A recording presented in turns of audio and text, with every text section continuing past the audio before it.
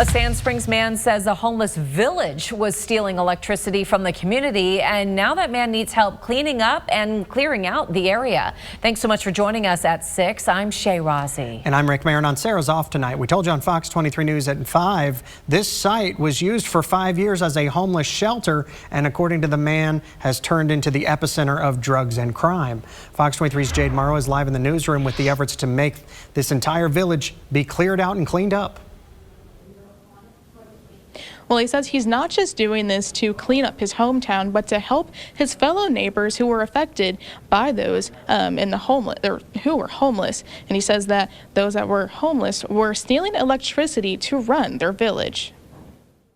This area it means something to me, and I have family friends that live in the area, and it's just everybody talks about how nothing will be done, and well, somebody's got to do it. This homeless encampment near 10th and Valley Drive in Sand Springs has been here for at least 5 years. Grant McAllips said it turned from people just trying to find a place to stay to a site for crime and drugs. He says he saw more than just piles of trash. The homeless community had created a small village complete with makeshift houses. The craftsmanship, you could call it, with some of the houses that have been built here out of pallets. One of them is a lofted 2-story. They all have roofs on them. I mean, they're all single room shacks, but the fencing, everything, there's so much time and effort put into this. It's really impressive. McAllips says those that lived in the village were stealing power from residents in the area. There was conduit ran to the electrical lines and then wired down, and all the way through there was yellow conduit ran to every single building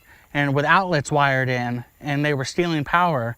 And it's it takes work of an electrician. He then told me that his friend who owns the property had to go to court to get the people out of the village, which led to law enforcement coming to the homeless encampment and removing those people staying there for trespassing. He said it's a daily chore just to keep the place empty. Once they trespass, it's got to be followed up. You got to keep trespassing. You got to be here every day trying to get people out of here until they stop coming or they can start to be criminally charged for being here. But McAllips says he doesn't want to just clean this site up for another one to pop up down the road. He says homelessness needs to be addressed everywhere and not just when it shows up in your own backyard. I don't want to just see this problem move from here to a new spot. I want to try to help the problem from the core and help people be better.